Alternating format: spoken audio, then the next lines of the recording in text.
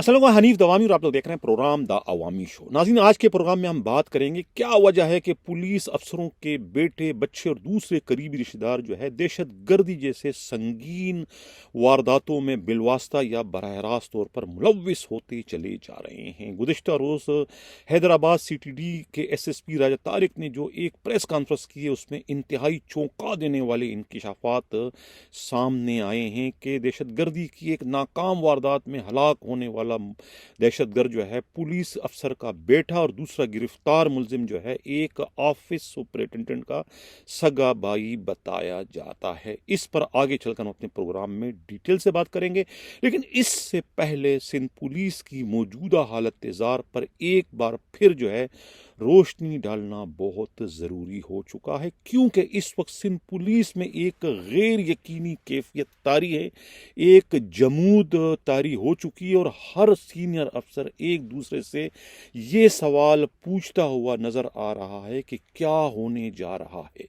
यानी उनका जो है कोड वर्ड में ये एक दूसरे से पूछना होता है कि कौन कुर्बानी का बकरा बनने जा रहा है, यानी किसकी तब्दीली जो है वो मुतवक्का है। अब ये तय हो चुका है कि सिंध पुलिस के IG गुलाम नबी मेमन और एडिशनल IG कराची जावेद आलम ओडो में से किसी एक का ट्रांसफ़र किया जाना जो है वो यकीनी बन चुका है, या दूसरे मानों में ऐसा करना सिंध हुकूमत के लिए जो है वो नागुज़ीर हो चुका है। अब देखना यह है कि कुर्रा फ़आल किसके नाम का निकलता है। आया गुलाम नबी मेमन को तब्दील किया जा रहा है या कि एडिशनल IG कराची जावेद आलम ओडो को। नाज़रीन, जो तस्वीर इस वक्त आप लोग स्क्रीन पर देख रहे हैं वो अलविदाई मुलाकात की एक तस्वीर है, एक ऐसी अलविदाई मुलाकात जो कि मुतवक्का है। इसमें सब पुलिस अफसरों के चेहरे आप लोग देख सकते हैं, लेकिन कौन सा पुलिस अफसर जो है वो अलविदाई मुलाकात या अलविदाई तकरीब का इनकाद करेगा, ये आने वाले दिनों में जो है ये मालूम हो जाएगा। लेकिन ऐसा होना जो है वो एक यकीनी अमर है। मेरे लिए दोनों ही काबिल एहतराम हैं, IG सिंध गुलाम नबी मेमन साहब और ख़ुद एडिशनल IG कराची जावेद आलम ओडो। गर्चे दोनों के मिजाज में ज़मीन और आसमान का फ़र्क है। एक इनमें से प्योर जो है वो डिप्लोमेट हैं, ऐसे डिप्लोमेट के जिसे अगर हम कानून की ज़बान में नंगी तलवार कहें, जैसे किसी रिश्ते की तमीज़ नहीं तो गलत नहीं होगा। लेकिन दूसरा जो है वो मुरव्वतों में डूबा हुआ है। अब मेरा इशारा किसकी जानिब है, आप लोग ख़ुद मुझसे ज़्यादा ज़हीन हैं और आप अंदाज़ा लगा सकते हैं कि मैं किस के बारे में क्या इस वक्त कह रहा हूँ। एक स्ट्रेट फॉरवर्ड है और दूसरा जो है वो डिप्लोमेटिक है, यानी कहता कुछ है करता कुछ है। अब इन दोनों में जो है इस वक्त मुकाबला है तब्दीली का कि कौन तब्दील होने जा रहा है।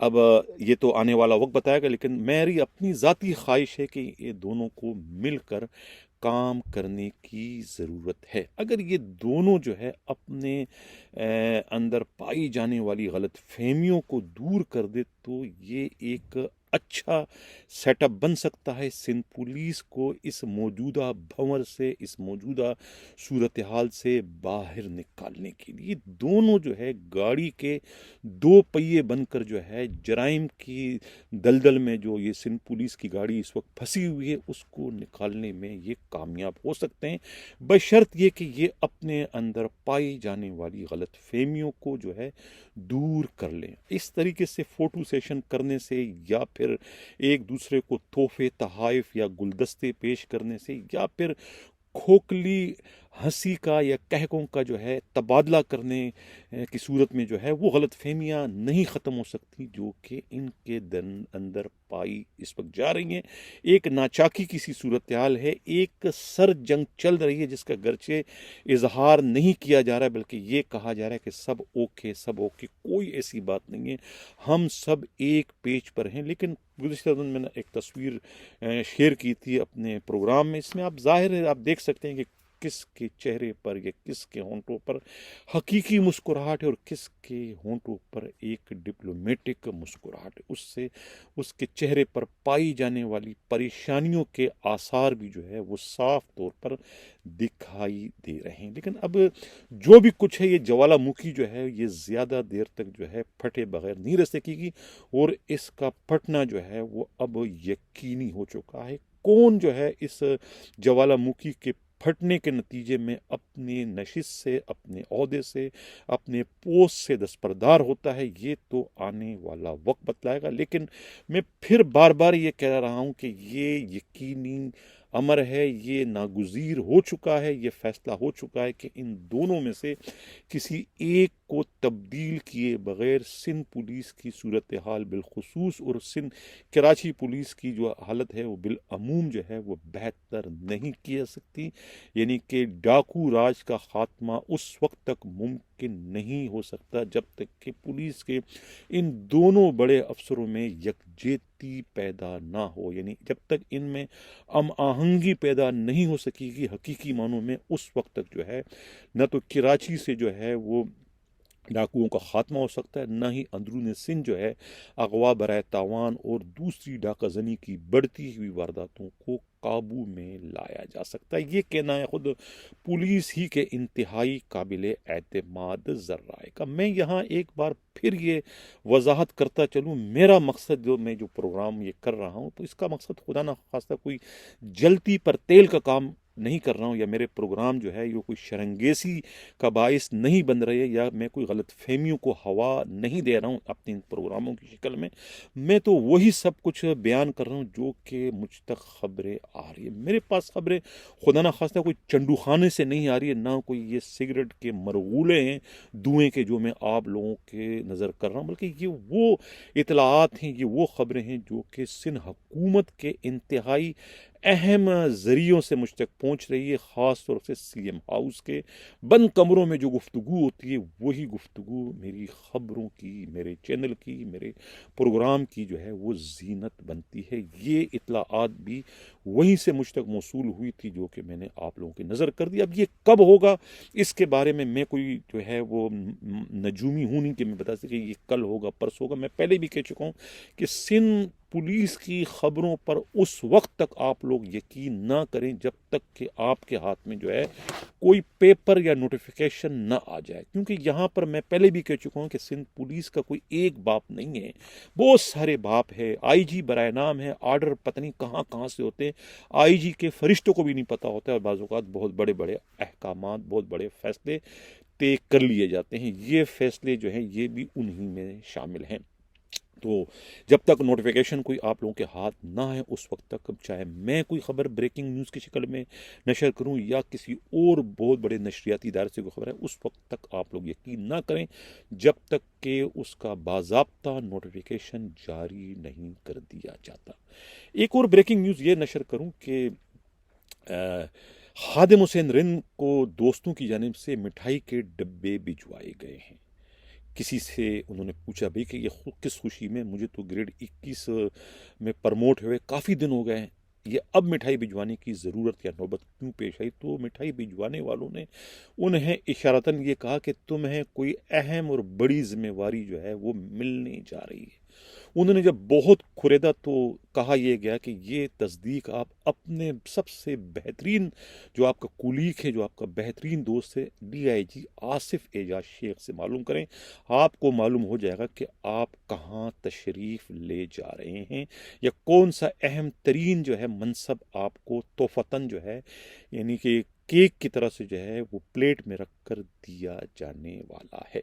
यानी साफ जाहिर है कि उन्हें जो है ये इनडायरेक्ट ये कह दिया गया है कि आपको जो है सीटीडी का एडिशनल आईजी लगाया जा रहा है और वहाँ से इमरान याकूब मिन्हास को जो है बेदखल करने का जो है वो फैसला कर लिया गया है। क्यों बेदखल किया जा रहा है वो पहले मैं अपने प्रोग्रामों में कह चुका हूँ कि एक म्यान में दो तलवारों वाली बात, यानी कि एक म्यान में दो तलवारें नहीं रह सकती। यही बात जो है ये सिंध पुलिस के आईजी और ख़ुद एडिशनल आईजी कराची जावेद आलम ओडो पर भी सादिक आती है कि वहाँ भी मामला जो है वो एक म्यान में दो तलवारों का है। अब उनमें से दोनों जो है यानी ग़ुलाम नबी मेमन का और जावेद आलम ओडो का एक साथ जो है एक ही सेटअप में काम करना जो है वो मुमकिन अब नहीं रहा। यानी उनकी हालत भी एक म्यान में दो तलवारों वाली बन चुकी है। बिल्कुल यहाँ सीटीडी में जिस तरीके से जो है वो इमरान याकूब मिन्हास और आसिफ एजाज शेख की बनी थी कि वो एक म्यान में दो तलवारी थी, जिसका अब यकीनन फैसला हो चुका है और वहाँ पर जो है खादिम हुसैन रिन के नाम का कुर्रा फाल निकल चुका है, यानी उनका नाम का कुर्रा निकल चुका है और उनका ही। लेकिन फिर मैं कहूँ जब तक नोटिफिकेशन नहीं जारी किया जाता है तो ये भी हवाई बात है, इसकी भी कोई हैसियत नहीं जब तक कि इसका नोटिफिकेशन जारी नहीं कर दिया जाता। लेकिन कहा यह जाता है कि आसिफ एजाज शेख के साथ जब उन्हें डमी बनाने की कोशिश की गई थी इमरान याकूब मिन्हास की जानिब से, तो उसके बाद जो है सिंध पुलिस की जो शेख बरादरान हैं, तकरीबन को 18, 19, 20 हैं, उन तमाम में जो है गम व गुस्से की एक लहर दौड़ गई थी इमरान याकूब मिन्हास के ख़िलाफ़ और बड़े बड़े ताने और बहुत कुछ कहा गया था एक उनके खुफिया मीटिंग के दौरान। नाज़रीन, आपको पता मालूम होना चाहिए कि इस शेख बरादरान में जो है दो ऐसे हैं जो कि इस वक्त आईजी बने हुए हैं। एक आज़ाद कश्मीर के आईजी हैं, मेरा इशारा जो है डॉक्टर अमीर शेख की जानिब, और दूसरे जो है बलूचिस्तान के आईजी अब्दुल खालिक शेख, और सबसे बढ़कर जो है खुद FIA साउदर्न जोन के यानी कराची के जो डायरेक्टर हैं अब्दुल्ला शेख, वो भी इस ग्रुप में शामिल हैं। तो उस ग्रुप के एक DIG जो है आसिफ एजाज शेख के साथ जब बहुत ज़्यादती हुई खुद उनके अपने एडिशनल IG इमरान याकूब मिन्हास की तरफ से, तो फिर जाहिर है कि वो शेख बरादरी का गुस्से में आना जो है एक फितरी अमर था। और उसके बाद जो उन्होंने अपने तौर पर जो किया वो भी उनका एक फितरी हक था, और उस हक के नतीजे में उन्होंने फैसला किया क्यों ना कि इस इमरान याकूब मिन्हास को उनके किए की सज़ा देते हुए जो है वहाँ से बेदखल करके उनकी जगह जो है ये मनसब उनके अपने मंजूर नज़र जो है वो खादिम हुसैन रिन को दिया जाए। यही वजह है कि उनके नाम का कुर्रा फाल निकल आया और अब उनका जो है वो एडिशनल IG CTD का जो है वो किसी वक्त जो है नोटिफिकेशन जारी किए जाने का इम्कान है। तो ये थी ब्रेकिंग न्यूज़ CTD के हवाले से। तो ये फिर मैं कहूँगा कि एक म्यान में दो तलवारों का जहाँ फैसला जो है CTD का कर दिया गया है, नोटिफिकेशन का इंतज़ार है, उसी तरीके से दूसरा फैसला जो है अब सिंध पुलिस की सतह पर जो है वो करना बाकी है कि आया ग़ुलाम नबी मेमन को एज एडिशनल IG सिंध मज़ीद बर्दाश्त करना है या कि फिर उन्हें तब्दील करके किसी और को जो है ये अहम मनसब देना है। इसी तरीके से क्या एडिशनल IG कराची जावेद आलम ओडो को यहाँ रखना है या उन्हें तब्दील करना है, ये फैसला जो है अभी होना बाकी है। कब होगा इसके बारे में कोई भी यकीन से कुछ नहीं कह सकता। नहीं से कबल के प्रोग्राम के मैं अगले खबर की जाने बढ़ूँ। जिन लोगों ने अभी तक हमारा चैनल सब्सक्राइब नहीं किया, अगर वो चाहते हैं कि हक व सदाकत का सफर इसी तरीके जारी रहना, हमारे चैनल को सब्सक्राइब भी करें, लाइक भी करें और शेयर भी करें। पहली खबर की तरफ चलते हैं कि पुलिस वालों के बच्चे, भाई, दूसरे रिश्तेदार जो है आखिर दहशत गर्दी जैसे संगीन वारदातों में क्यों और कैसे मुलव्विस हो जाते हैं। ये सवाल जो है काबिल एहतराम IG सिंध ग़ुलाम नबी मेमन साहब आपके लिए भी है। सिविल सोसाइटी जो है ये आपसे ये सवाल पूछने का हक रखती है कि आप बहैसियत IG अपनी फोर्स में जो है यानी अपने आस्तीनों में पलने वाले दहशत गर्दों के खिलाफ जब कार्रवाई करने से कासिर हैं, तो फिर दूसरे दहशत गर्दों के खिलाफ आप कार्रवाई किस तरीके से कर सकेंगे। क्या आपका ये दावा जो है दीवाने के ख्वाब से बढ़कर नहीं है? यानी कि आपके अपनी सफ़ों में खुद आपके पुलिस वालों की जो औलाद हैं, उनके भाई, उनके रिश्तेदार जो है वो जो है दहशत गर्दी जैसे संगीन वारदातों में मुलव्विस हैं, वारदातें करते हैं, पकड़े जाते हैं, तब IG के इल्म में या DIG के इल्म में या एडिशनल IG के इल्म में आती वो हो पकड़े जाने वाला या मारे जाने वाला पुलिस अफसर का बेटा था या उसका भाई था या उसका रिश्तेदार था। आया इससे पहले जो है उनके इल्म में ये बात क्यों नहीं आती? उनका जो है ये इंटेलिजेंस का जो सिस्टम है आखिर इतना नाकारा क्यों है कि उन्हें वारदातों के बाद ही सब कुछ मालूम हो जाता है कि मरने वाला, मारने वाला या पकड़े जाने वाला तो पुलिस अफसर का बेटा या भाई था।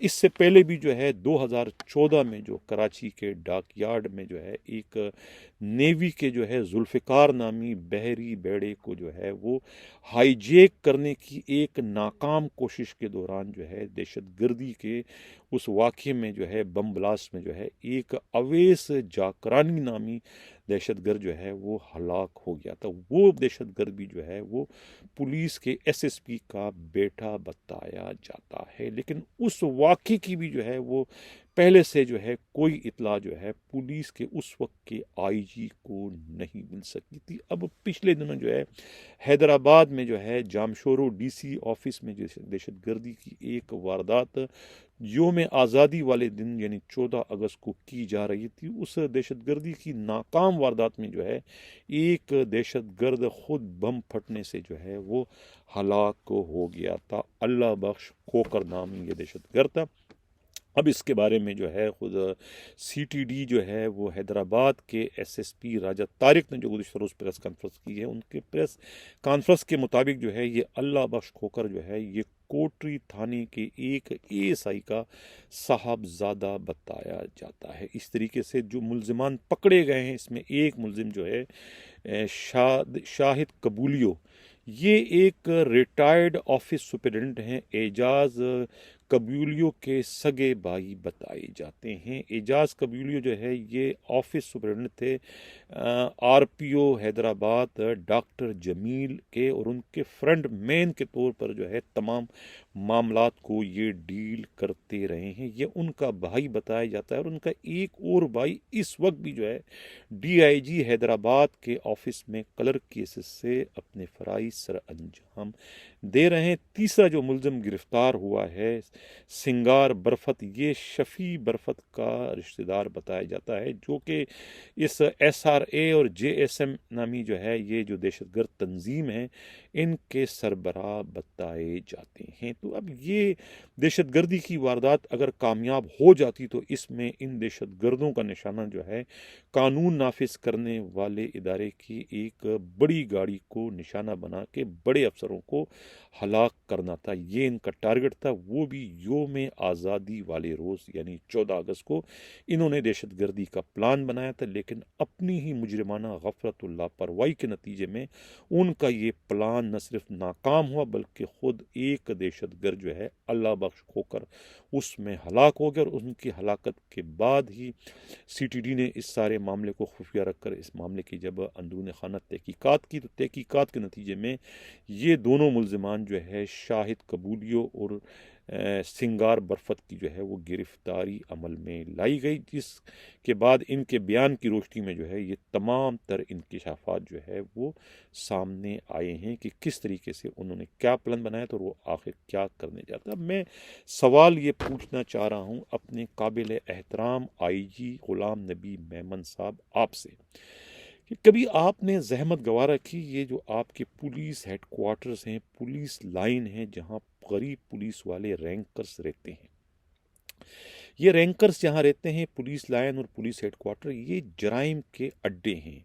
यहाँ बड़े बड़े मुजरिम जो है वो इन पुलिस लाइनों ने, इन पुलिस हेडक्वार्टर्स ने पैदा किए हैं, जिसमें अब मैं क्या दूँ, यानी कि यूनस प्रेडी और पता नहीं कौन कौन से प्रेडी, इदरीस प्रेडी, ये भी एक पुलिस इंस्पेक्टर के 6-7 बेटे थे, और सब के सब मुनाफ प्रेडी, ये प्रेडी के नाम से मशहूर, सारे के सारे दहशत गर्द थे। इसी तरीके से जो है वो लांडी में जो है एक एआईजी टेली कम्युनिकेशन का बेटा जो है वो भी अगवा बराए तावान और डाका जनी की दर्जनों वारदातों में मुलविस होने के बाद फांसी चढ़ चुका है। ये पुलिस अफसरों के बेटे दहशत गर्दी की वारदातों में मुलविस रहे हैं, और ये पुलिस लाइन, पुलिस हेडक्वार्टर्स, ये हमेशा जो है जराइम के अड्डे नहीं बल्कि मरकज़ रहे। लेकिन किसी भी वहाँ के मुकामी, न तो एसएचओ ने, न उनकी डीएसपी ने, और न ही उस डिस्ट्रिक्ट के एसएसपी ने कभी उन पुलिस लाइंस की, उन पुलिस हेडक्वार्टर्स की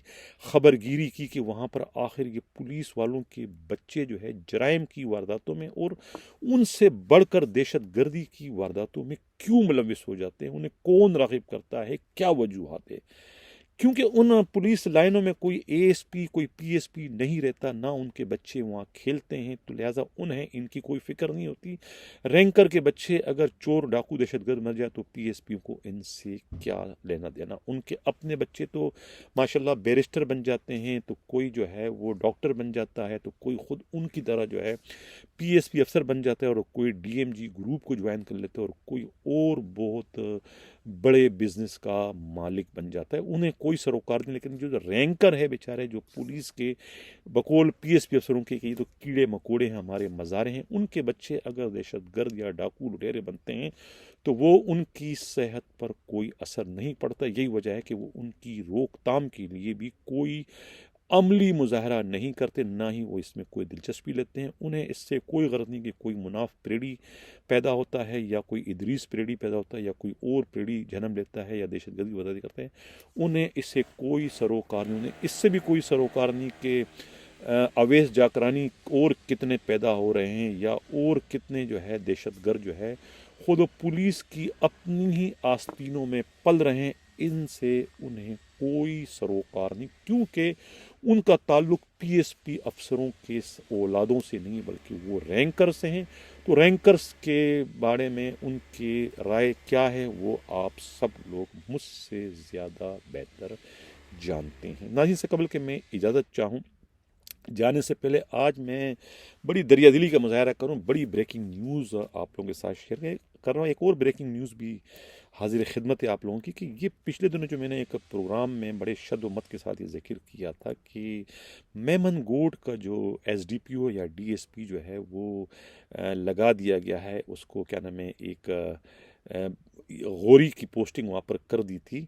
वो गौरी की पोस्टिंग किसने कराई है, उस वक्त मैंने एक सवालिया निशान छोड़ दिया था, और उनकी पोस्टिंग पर मैंने मातम करते हुए ये कहने पर भी मैं पढ़ने पर मैं मजबूर हो गया था सिंध पुलिस पर कि इन्ना लिल्लाहि व इन्ना इलैहि राजिऊन, कि सिंध पुलिस की इस तरह की पोस्टिंग करने की शक्ल में उनकी मौत हो चुकी है।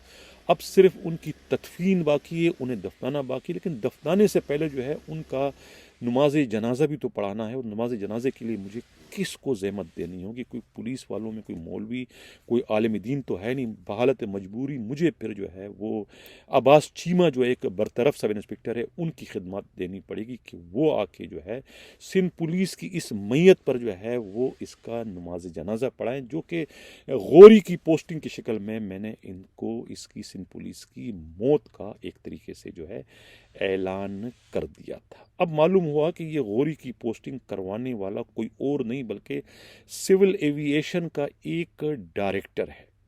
एक ऐसा डायरेक्टर के जो सिंध पुलिस के एक बहुत बड़े अफसर का भाई बताया जाता है। गौरी की पोस्टिंग उन्होंने करवाई है। अब ये पोस्टिंग है, आप लोग सबको पता है कि कोई खुदा वास्ते तो होती नहीं है, कोई फ्री में तो कोई किसी कांस्टेबल की पोस्टिंग नहीं करता। फिर डीएसपी की पोस्टिंग वो भी उसकी चॉइस पर के मुझे मेमनगोड ही जाना है, तो जाहिर है कि एक तो पोस्टिंग लेना बड़ा मुश्किल काम है। इस किस्म के मुतनाज़ा डीएसपी के लिए इसका रिकॉर्ड इतना शानदार हो, वो फिर उसकी चॉइस की पोस्टिंग, तो जाहिर है चॉइस की पोस्टिंग के लिए फिर सिफारिश भी तगड़ी होनी चाहिए। तगड़ी सिफारिश मैंने बता दी कौन है, किसका भाई है। वो जाहिर है कि भाई ने जो है वो अल्लाह वास्ते तो इतनी बड़ी पोस्टिंग की नहीं होगी, ज़रूर किसी न किसी जो है वो सौदाबाजी का नतीजा हुआ होगा। वो क्या है उसके बारे में मुझे कुछ कहने की ज़रूरत नहीं, आप लोग खुद समझते हैं कि वो सौदेबाजी क्या होगी और वो किसका भाई है। मुझे ये भी बतलाने की हरगिज़ ज़रूरत नहीं। इसी के साथ नाज़रीन रह जाता हूँ। अल्लाह हाफिज़।